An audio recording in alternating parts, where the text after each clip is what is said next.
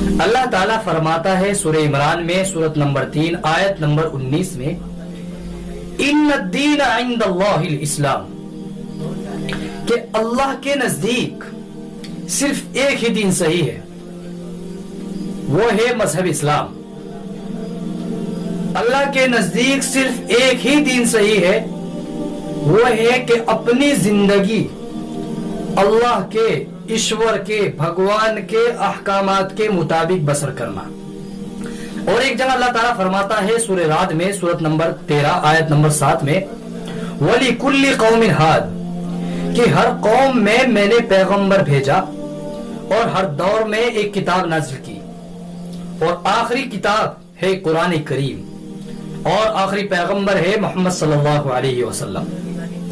دیکھیے جتنے بھی پیغمبر آئے، آخری پیغمبر محمد صلی اللہ علیہ وسلم سے پہلے، وہ صرف اپنی قوم کے لیے بھیجے گئے تھے، اور ان کا پیغام مکمل طور پہ صرف ایک قوم کے لیے تھا، ایک دور کے لیے تھا۔ لیکن چونکہ محمد صلی اللہ علیہ وسلم آخری نبی ہے، آخری پیغمبر ہے، وہ صرف مسلمانوں اور عربوں کے لیے نہیں بھیجے گئے تھے، بلکہ وہ ساری انسانیت کے لیے بھیجے گئے تھے۔ قرآن کریم میں اللہ تعالیٰ فرماتا ہے سورہ انبیاء میں سورت نمبر 21 آیت نمبر 107 میں وَمَا أَرْسَلْنَاكَ إِلَّا رَحْمَةً لِّلْعَالَمِينَ، کہ ہم نے